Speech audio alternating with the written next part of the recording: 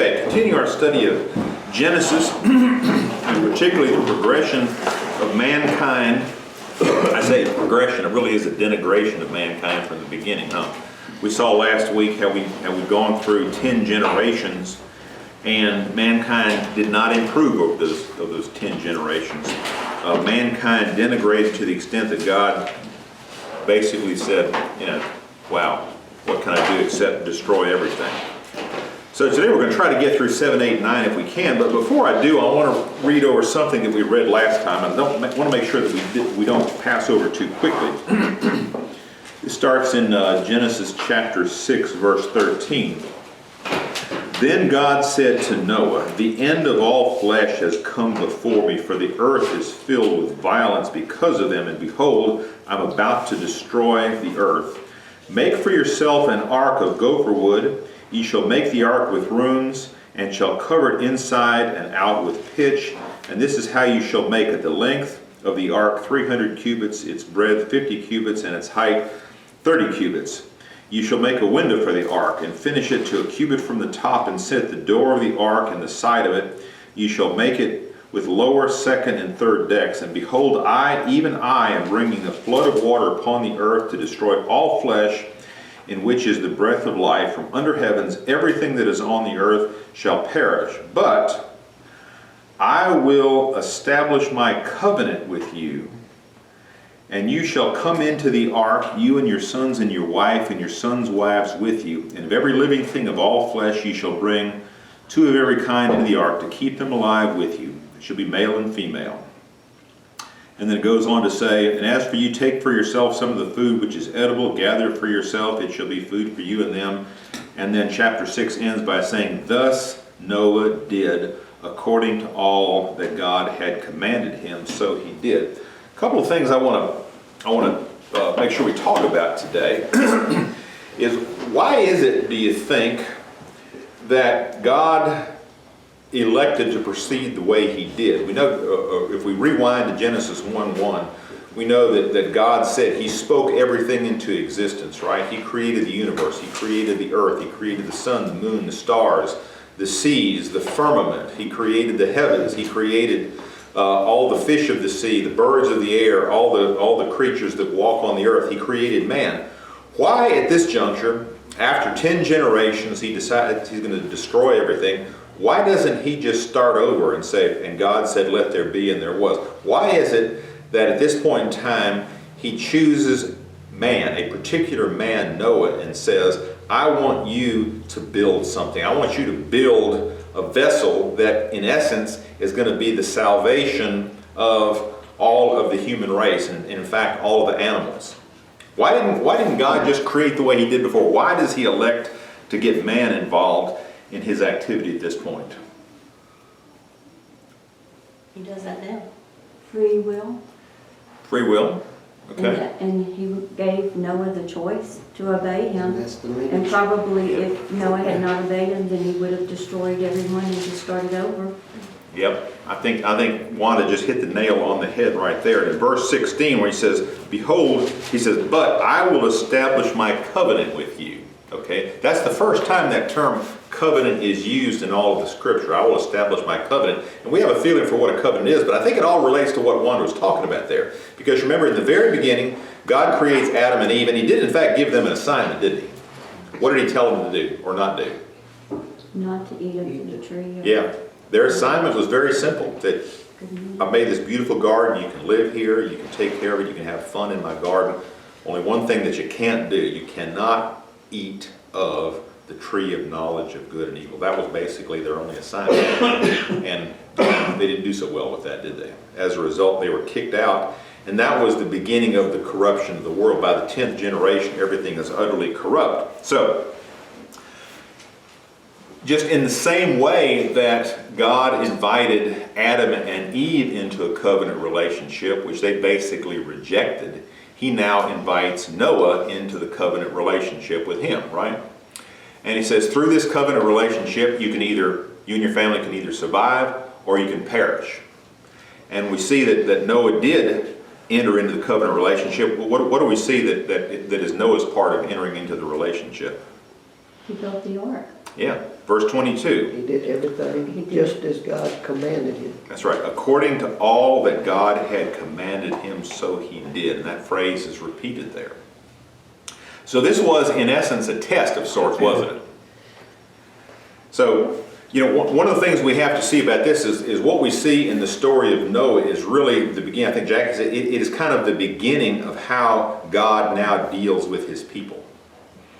You know, and we see some very interesting things about... Well, let's go back. Go ahead. Adam and Eve only had to do what God said. That's right. His covenant was with them, but it was all on his part, right? That's pretty much. Yeah. Pretty much. And now he's put part of it on man.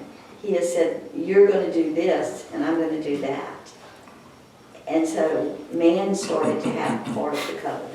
Yep, and that's a very important thing. What was Noah's part of the covenant? It wasn't just building the ark, was it? There's a couple of steps before that. First off, what did he have to do? Walk with God. When Yeah. he was, verse 8, is that 8 or 9 that says that he was a righteous man, Right? blameless among the people, and he walked with God? He walked with God. All right, so he starts out by walking with God, and then when God gave him an assignment, what was his first reaction to that? When God said, I'm going to destroy the earth, did Noah say, well, are you sure you're going to do that? No. First off, Noah believed God, didn't he? He believed him, all right? And then, when God spoke to him, he listened to what he said. But it's also very important that we focus on the fact that God didn't leave it to Noah to come up with a plan for salvation of the world, did he? He didn't say, Noah, why don't you dream up some stuff that you can do for me and then, you know, see how it works out. No. God gave Noah a specific instruction. He gave him a specific set of plans. Now, when God gave Noah that set of plans, and he said, I want you to build a boat that's how long? 450 feet long. What do you think Noah's response to that was? Better get to work. Start chopping wood. Yeah. This is gonna take a while. It's going to take a while. Well, first off, I mean, can you imagine even how you'd begin? What would be the first, if you had an assignment to build a boat that was 450 feet long, what is the first thing that you would do? Draw it up. Draw it up, see how much Well, they- materials you needed. Yeah, draw up your bill of materials, your list. And where in the world were you going to get materials to build this thing? And the help, and the help. What's that? And the help, that's right. It was just on Facebook again about it, and, you know, they went back and did what they call the radar, and they got the shape of it. It had the point on one end, and they dug down and they found wood, and they found aluminum. It must have been like aluminum foil they wrapped up all their lunches in. It was some kind of, it was brass and aluminum. It was like bread that they used in it, and they say it's, you know, it's way down in. Talking about the excavations over at Mount Ararat? Yeah, Turkey, yeah, I heard about that. Interesting stuff. Interesting stuff. But no, the point about the assignment, a couple of things. God gave the assignment to Noah. First he says, this time I'm going to use mankind, a particular man, a faithful man, a righteous man, to accomplish my purpose. And what is my purpose? My purpose is I'm going to destroy the earth, but there needs to be a means of salvation for mankind and the animals. He says, so I'm going to select a faithful man to do it, and he gave him an assignment. It was an impossible assignment, wasn't it? I mean, I can't even. I've done carpenter work. I've built some big buildings before, but I wouldn't have the slightest idea at that point in time how I would even begin to construct an ark like that. But Noah trusted God that because God had given him assignment, God would be faithful to equip him to perform the assignment. You see that? So. And to me, it would be, in essence, man's second chance. Second chance, absolutely, absolutely. That, you know, when it comes to a person to realization of who God is, and we have to accept him. That's right. So that's that, you know, second chance. But Yep. God said when he made it, what did he say? On the, you know, he said it's good. Yep. So To me, that's why he didn't, he made the plan for it not to be destroyed, because he had created it, and he said it was good. Yep, yep, it was good, and left to man's devices, it turned into a very evil and corrupt and treacherous place very quickly. All right, so getting back to the assignment. God gave the assignment. Noah believed it. Noah recognized that it was impossible for him to do it, but nevertheless, Noah trusted that because God had given him the assignment, God would equip him to do the work. Now, another very important thing about this, this initial transaction, if you will, this covenant relationship between God and Noah. When God gives Noah the assignment, Noah recognizes what it is, and he recognizes that it's an assignment given to him, and Noah doesn't go around looking for somebody else to do the work, right? Noah recognizes that this is his assignment, and he's going to do it, and he's not going to try to slough it off to anybody else. Rick, Yep. how long was it from Adam and Eve to Noah? It was from, I can give you this number, from the time that Adam was created until the flood, it was 1,656 years. So, not a very long time, you think about it. Didn't take mankind a whole lot of time to, what's that? What'd you say, 1,001? 1,656 years is when the flood came after the creation of Adam. So, not very long. Then I thought your question was going to be, how long did it take Noah to build the boat? I don't know, probably about 100 years is my estimation. 100 years. And can you imagine all the ridicule that he must have endured over the time that he was building that thing? Like, oh no, what you building there? Well, I'm building a boat. For what? Well, God told me to. Oh yeah, God told you to build a boat? That makes a lot of sense. They even said that they had, the wood was glued together with some kind of epoxy. Yeah. They found that it's, they're scratching their head. Yeah. Impossible for us to conceive how somebody could have built a boat. Noah and probably Shem and Ham and Japheth were his helpers, and these guys built this boat over the course of 100 years, or whatever it took, but a really amazing thing. But Well, he anyway, must have gave them a lot of knowledge to build it, to know how to handle all that there, put it together. I don't know if they had an engineering background or not. well, they don't say anything about their education. I don't think any of them had a college degree. But you make an excellent point that when God gave them the assignment, He gave them everything that they needed to build it. He gave them a set of plans, right? He gave them the know-how to build it. He gave them the skills, the carpentry skills, the engineering skills, the architectural skills. But then He also supplied the resources. So it must have taken a forest. It must have been in the middle of a forest. A forest to build this, but then can you imagine sawing all that stuff up? And then can you imagine attaching all the pieces to one another? Where are you going to get the nails? Where are you going to, they didn't have a Home Depot to go to, the saws, Where are you going to get the, all the lifting mechanisms that you need to, this thing was 3 stories high, 450 feet long. Jackie and I, when we were in Germany one time, we saw somebody had floated up the Rhine River, a scale model of the ark that they had built, and it was 50% of the size of the ark. It wasn't 450 feet long. I stepped it off. It was about 220 feet long, but it was still huge. It was huge, and we walked through it, and it had all sorts of rooms in it. To imagine something that would have been twice as long and twice as wide and twice as high. It was, just really, really an amazing piece of work. Well, just think about, when the children of Israel were building the temple, God supplied everything. Yeah, that's right. That's right. And the Yeah. people, that he gave them the knowledge to do what they needed to do.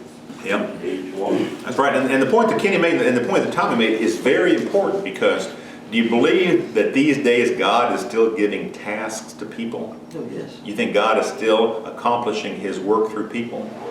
You think God is continuing to give people tasks and assignments that they cannot possibly fulfill on their own? Absolutely. And that's why we have to believe, just like Noah believed, that if God gave him the assignment, that God would equip him to do everything that he needed to do. He would supply all of his needs. He would supply the plans, specifications, the materials, the know-how, everything to get it done and get it done on time. God still works the same way. Well, look at the surgery. What's that? Surgeons. Oh, yeah. Surgery and surgeons. What they do to the human body now, that they Yeah. can.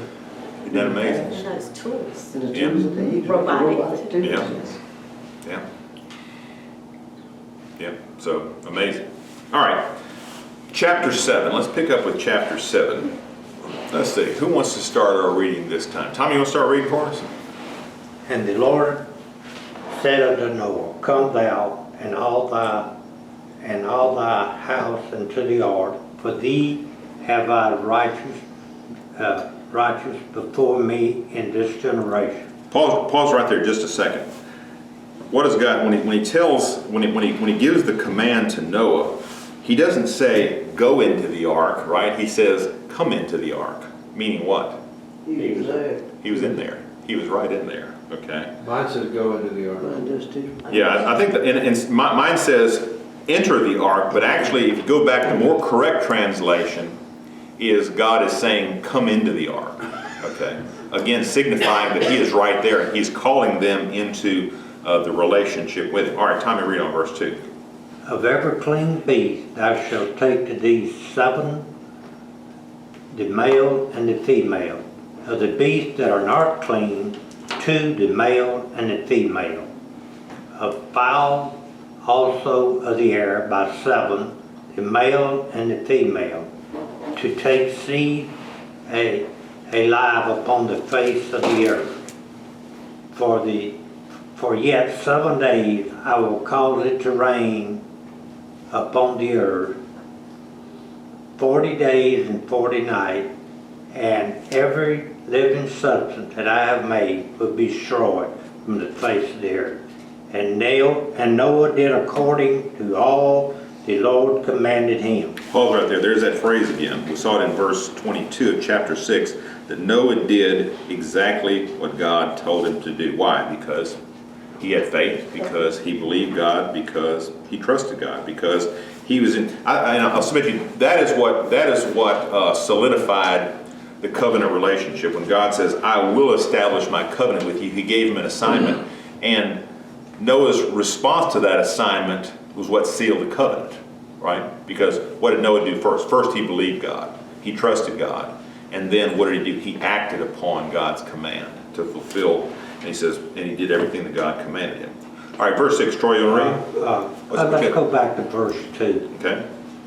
Why did he take 7 cleans and 2 unclean onto the boat? I think so he could have some chicken wings if you want. I think it had something to do with the sacrifice. You had to have clean animals sacrifice. And that's what we're going to see later on. That after the boat hits dry land, then he takes and he does a lot of sacrificing of animals, and he sacrifices, as Nancy said, the clean animals.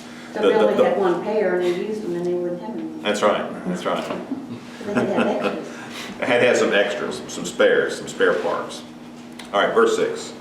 And Noah was 600 years old when the flood of waters was upon the earth.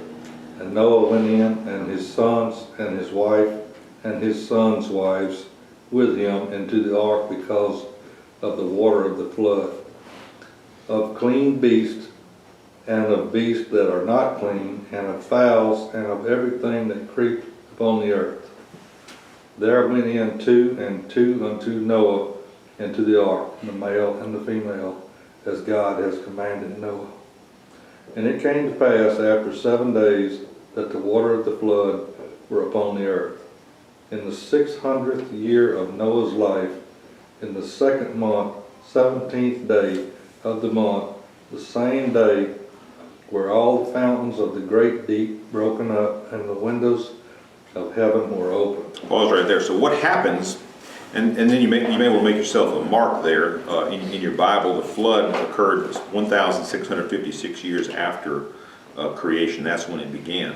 And not only did it start to rain, it rained 40 days and 40 nights, but also, what does it say? The fountains of the great deep burst open. So not only was the water coming from above, the water that was within the earth started coming up. Looked like to me, going back to number 5, you could put Jesus' name in there. He certainly did. He certainly did. He was one of the few who did that, huh? And we're going to see here that Noah, in his old age, he committed a few indiscretions, but at this point in time, at least when God gives him an assignment, he is focused on what God tells him to do, and he does what God commands him. Okay, where do we leave off? Verse 12. Joanne, you want to pick up there? And the rain was upon the earth 40 days and 40 nights. In the selfsame day entered Noah and Shem and Ham and Japheth and the sons of Noah, and Noah's wife, and the 3 wives of his sons with them into the ark. They and every beast after his kind, and all the cattle after their kind, and every creeping thing that creepeth upon the earth after his kind, and every fowl after his kind, and every bird of every sort. And they went in unto Noah into the ark, 2 and 2 of all flesh, wherein is the breath of life. And they that went in, male and female of all flesh, as God had commanded him, and the Lord shut him in. Pause right there just a second. If you see there in verse 16, that's an interesting verse because God is referred to in 2 ways. Number one, he's referred to as God or Elohim. And then he's also referred to as Lord or Jehovah or Yahweh. So it says, and those that entered, male and female of all flesh, entered as God, Elohim, the great, had commanded, and the Lord, that is Jehovah, closed the door behind him. Why do you think there's 2 uses of that term there? I think it describes the qualities of God. It does. In what particular way? One is the creator God. Right. And the other one is the protector God. That's right. Or the covenant. That's Jehovah is the covenant name that God, revealed to his people. And to reveal his name was evidence that they were in a covenant relationship. So it says, the creator God, as Wanda said, caused all this to happen, but then the Lord, Jehovah God, the covenant God, was the one who closed the door behind them.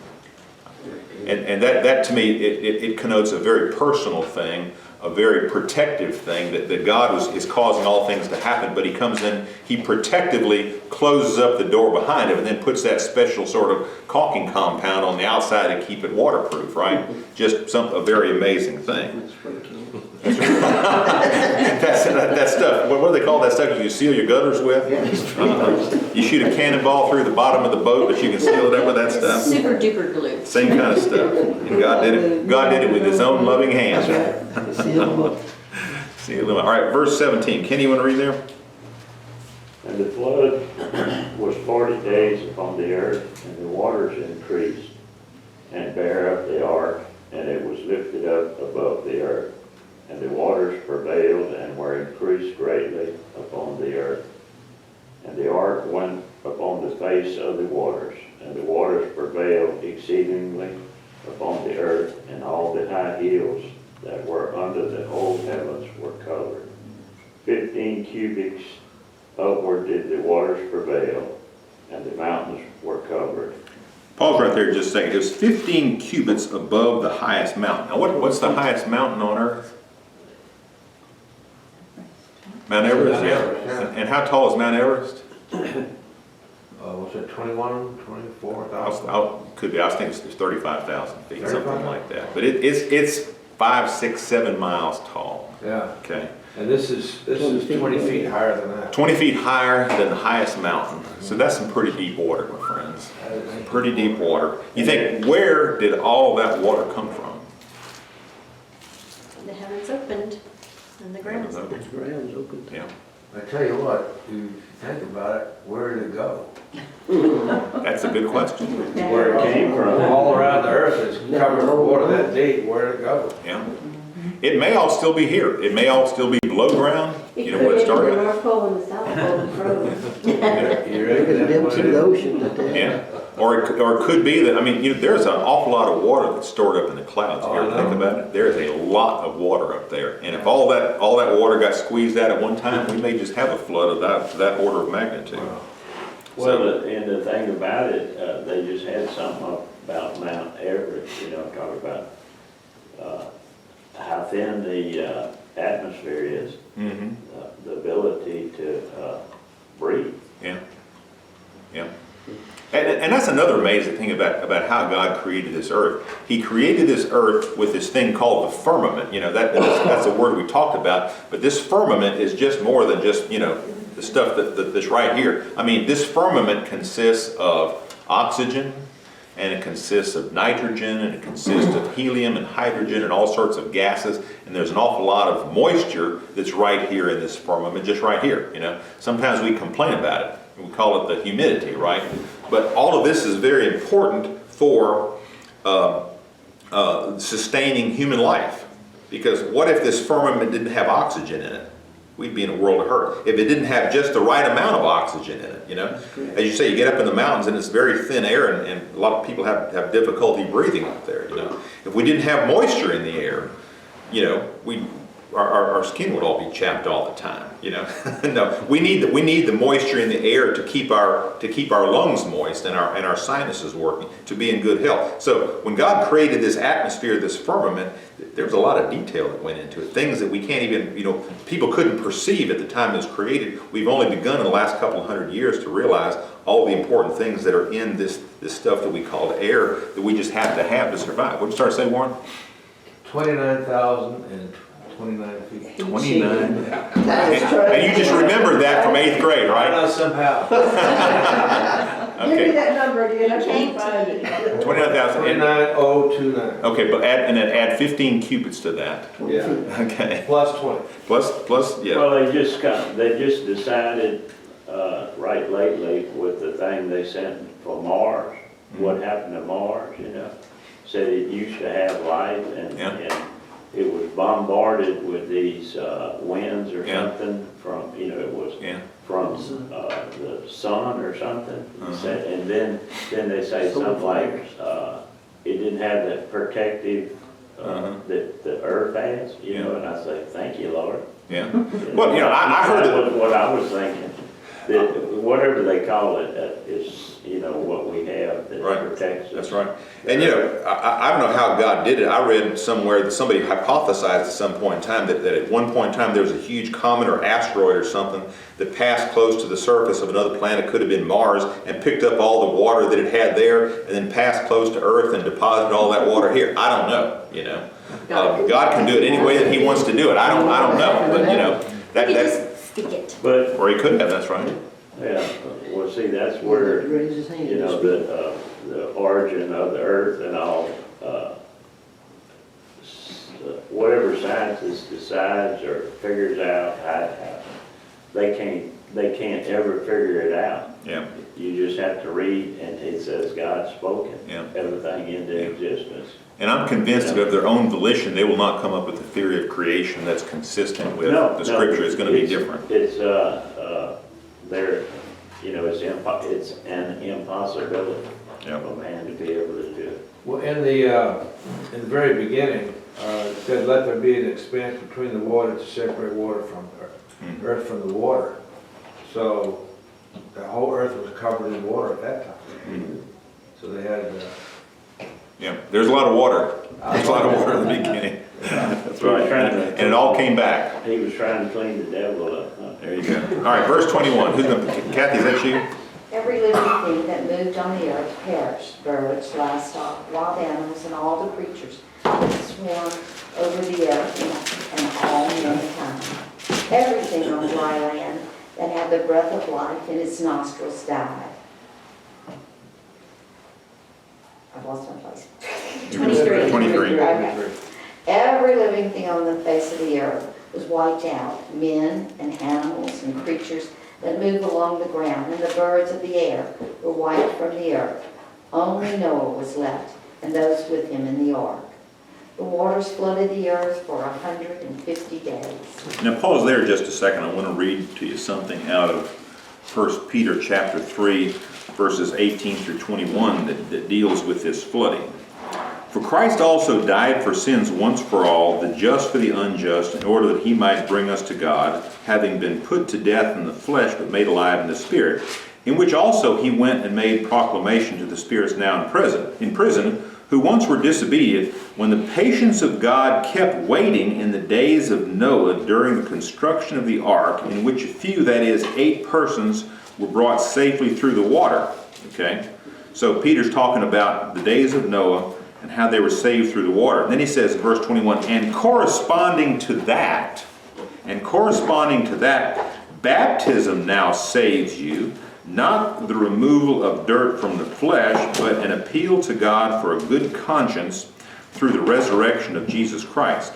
So Peter there goes out of his way to make a comparison between baptism and the destruction of the world by water. What's the point he's trying to make there? Why does he use the destruction of the earth by water and compare that to baptism?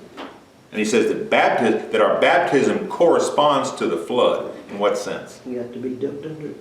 Everything went under. Yeah, that's immersion. It's not just sprinkling. That's right. That's right. Unless the sprinkling's for 40 days and 40 nights. That's not. Was that the First Baptist Church? I believe it was. Yeah. But what's that? Somebody connect the dots for us. It's the death to the old self and the resurrection of the new life. Yeah.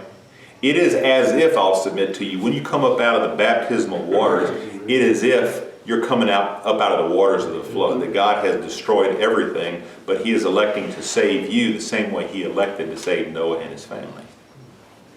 What verses was you reading there in Peter 3? That is 1 Peter chapter 3, verses 18 through 21. So, again, what we have is an actual account of what happened, but it is a very allegorical thing, the destruction of all humanity, which Peter tells us, bear in mind that you too would have been destroyed except for the fact of your obedience to God, your faith in God. So again, when you arise from the baptismal waters, look around, it's as if you're treading water. When the whole earth is flooded and you're saved, why? Only because God has elected to save you. And somebody has to pull you up. That's right. Christ pulls us. Amen. We are buried with Christ and raised to walk in newness of life with him. All right, chapter 8. Who's the next reader? Is that you, Sarah? Chapter 1. Chapter 8, verse 1. But God remembered Noah and all the wild animals and the livestock that were with him in the ark. And he sent a wind over the earth, and the waters receded. Now the springs of the deep and the floodgates of the heavens had been closed, and the rain had stopped falling from the sky. The water receded steadily from the earth, and at the end of the 150 days, the water had gone down.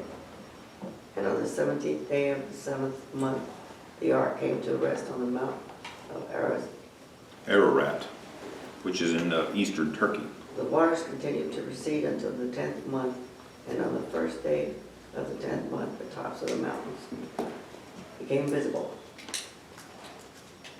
After 40 days, Noah opened the window he had made in the ark and sent out a raven, and it kept flying back and forth until the waters had dried up from the earth. Then he sent a dove up to see if the waters had receded from the surface of the ground. But the dove could find no place to set its feet because there was water all over the surface of the earth. So it returned to Noah in the ark. He reached out his hand and took the dove. He brought it back to himself in the ark. He waited 7 more days and again sent the dove from the ark. When the dove returned to him in the evening, there on its beak was the freshly plucked olive leaf. Then Noah knew that the water had receded from the earth. He waited 7 more days and sent the dove out again, but this time it did not return to him. All right, Warren, pick up with verse 13. By the first day of the first month of Noah's 600 in the first year, the water had dried up from the earth. Noah then removed the covering from the ark and saw that the surface of the ground was dry. By the 27th day of the 2nd month, the earth was completely dry. Then God said to Noah, "Come out of the ark, you and your wife and your sons and their wives. Bring out every kind of living creature that is with you, the birds, the animals, and all the creatures that move along the ground." so that they can multiply on the earth and be fruitful and increase in number upon it. So Noah came out together with his sons and his wife and his sons' wives, all the animals and all the creatures that move along the ground and all the birds, everything that moves on the earth, came out of the ark, one kind after the other. Pause right there. So how long were they in the ark altogether?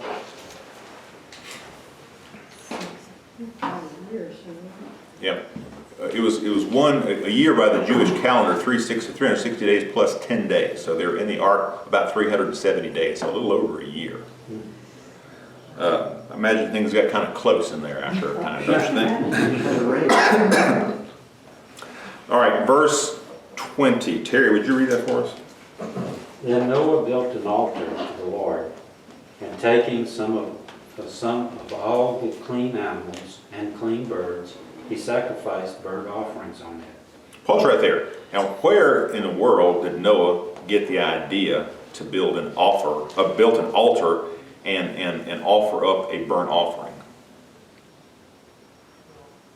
No, because Adam didn't do that. Did he? Adam didn't do that. Cain, Abel did. Abel was the one who brought forth the righteous sacrifice, right, which was a slain animal. So this could have been, and as I said, my belief is that Abel himself was a prophet, and that he was declaring what it took to bring forth a righteous offering, a righteous sacrifice to God. Again, Cain's offering was basically, look what I have done, right? Abel's offering was, this is what I deserve. I deserve to be killed, my blood shed, and I deserve to be skinned and burned because Abel recognized his sinfulness. Cain refused to recognize that. But here we see this same thought being brought out by Noah. It is revealed to him that I guess it's part of God's call. He recognizes that he is imperfect. He recognizes that he must do something to recognize what God has done for him, how God has saved him and his family. I think it is his spirit that cries out that leads him to make the sacrifice and build his altar. Well, that's why it says that no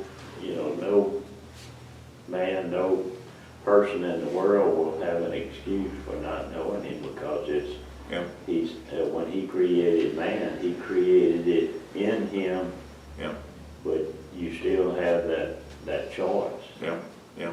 And I think this shows the right relationship with God. And I think you're exactly right, Kenny, that when God approaches people, some people's heart becomes hardened, right? Some people, when God approaches them, they recognize how imperfect they are, and they have that need to worship and to seek God's wouldn't have been grace. doing this all along before he built the ark, though? Would he have been? There's no record that he did. To know clean and unclean animals? Yeah. That's a good question. You'd think that was the case, but it makes no reference of Noah ever having built an altar before or made any sacrifice before. But being the righteous man, you know? Yeah. I don't know. Good question. I don't know the answer to that. All right, read on. The Lord smelled the pleasing aroma and said in his heart, never again will I curse the ground because of man, even though every inclination of his heart is evil from childhood. And never again will I destroy all living creatures as I have done.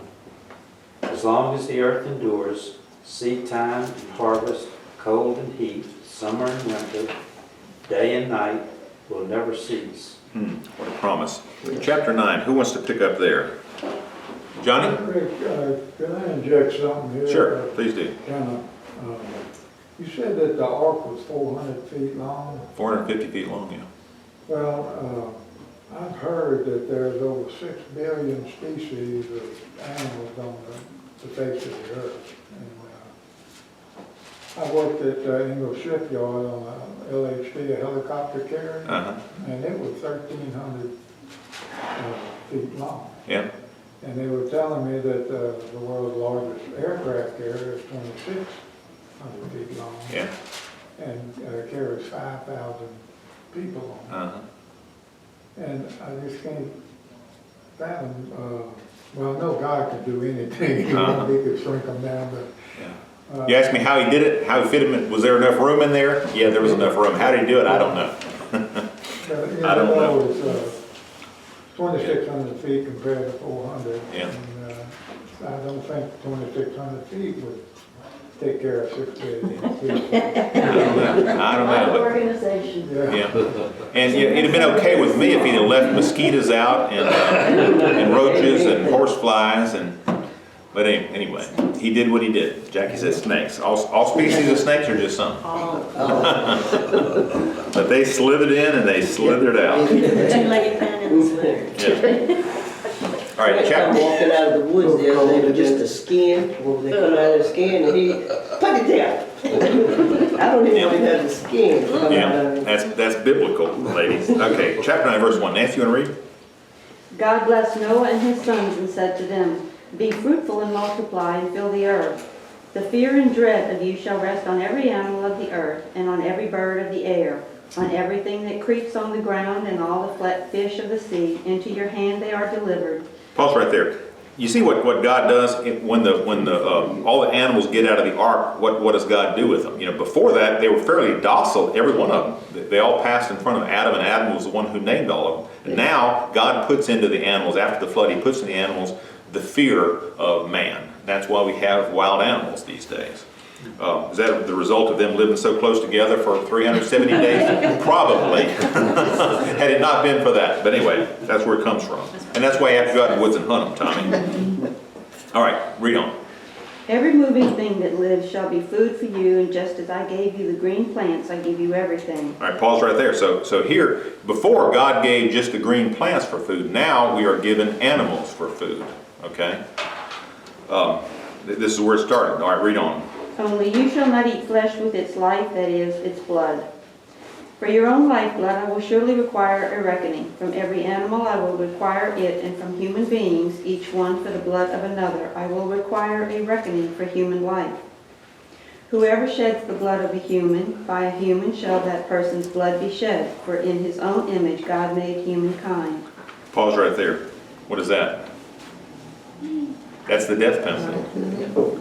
That's the death penalty. You know, there are people who argue against the death penalty. They say, well, look, you know, when Cain killed Abel, God didn't impose the death penalty on Cain. He was clearly a murderer. Well, that's right. That's the way it was for the first 10 generations. But after the flood, God says, if you take a human life, your life will be required of you. You know, that's God's rule. That's not mine. That's where he got the commandment, thou shalt not kill, you think?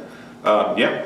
That comes along with the Mosaic covenant, but that's the origin of it. That's always been God's rule. And why does He say? What's the reason for the rule? He says, "For in the image of God He made man," and that's the reason. That's the sanctity of human life. Okay, and that's why we say that abortion is wrong. Why? Because you know all those, even those unborn babies, they were made in God's image, and God says you don't shed their blood. For whoever sheds the blood of man, his blood will be required of him. So, you know, you think you get away with that stuff, you don't. There will be a day of reckoning for all of that. All right, verse 8. Wanda, you want to pick up there? Then God said to Noah and to his sons with him, "I now establish my covenant with you and with your descendants after you and with every living creature that was with you, the birds, the livestock, and all the wild animals, all those that came out of the ark with you, every living creature on earth. I establish my covenant with you. Never again will all life be cut off by the waters of a flood. Never again will there be a flood to destroy the earth."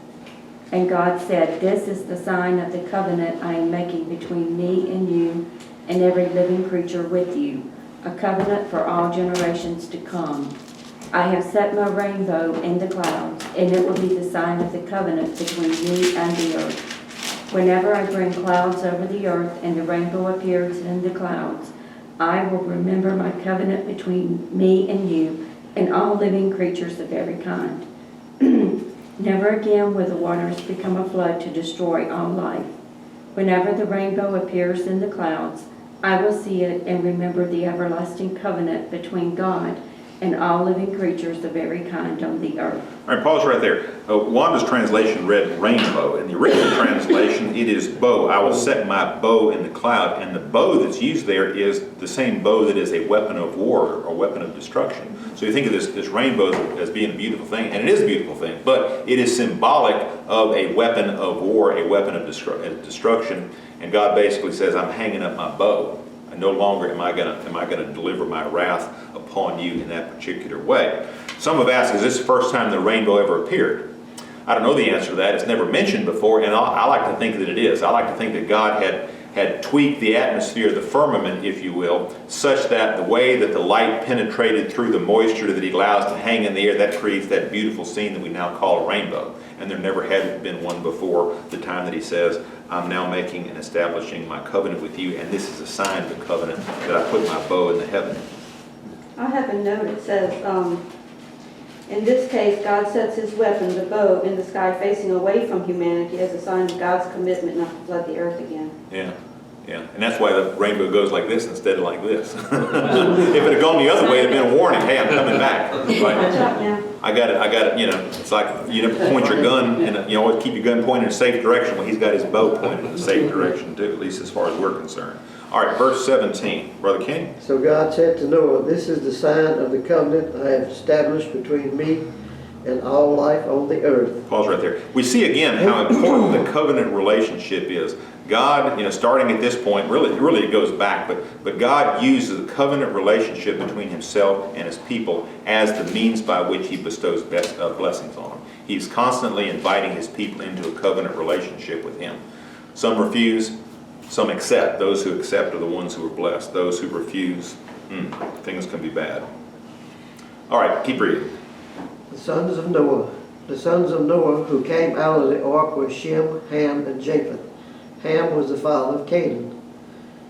These were the three sons of Noah, and from them came the people who were scattered over the earth. Noah, a man of Saul, proceeded to plant a vineyard. When he drank some of his wine, he became drunk and lay uncovered inside his tent. Ham, the father of Canaan, saw his father's nakedness and told his two brothers outside. But Shem and Japheth took a garment and laid it across their shoulders. Then they walked in backward and covered their father's nakedness. Their faces was turned the other way so they would not see their father's nakedness. When Noah woke from his wine and found out what his youngest son had done to him, he said, "Cursed be Canaan, the lowest of slaves will he be to his brothers." He also said, "Blessed be the Lord, the God of Shem. May Canaan be the slave of Shem. May God extend the territory of Japheth. May Japheth live in the tents of Shem. May Canaan be his slave." After the flood, Noah lived 350 years. Altogether, Noah lived 950 years, and then he died.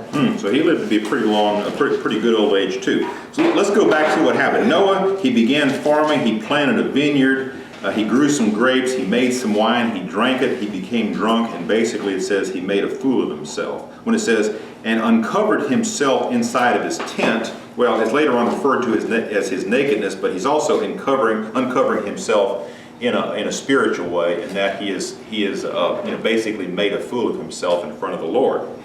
And it says, and then two of his sons covered him, but it says, when Noah awoke from his wine, he knew what his youngest son had done to him. Well, it could, some say that maybe this youngest son committed some homosexual act on him. Some say that what he did was to ridicule his father for being drunk and having made a fool out of himself. But whatever it happened to be, Noah says, "Cursed be Canaan," and Canaan is his grandson. Canaan is the son of Ham.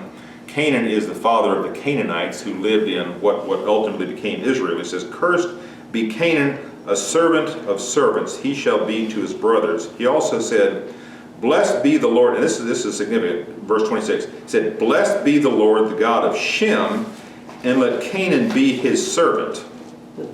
Okay, Shem, Ham, and Japheth. Shem is the father of the Semitic people, okay, the Jews, okay. Ham is the father of the Canaanites, the Hamites. Some say the dark-skinned people. They wandered down into Canaan. They also wandered down into Cush, into Ethiopia.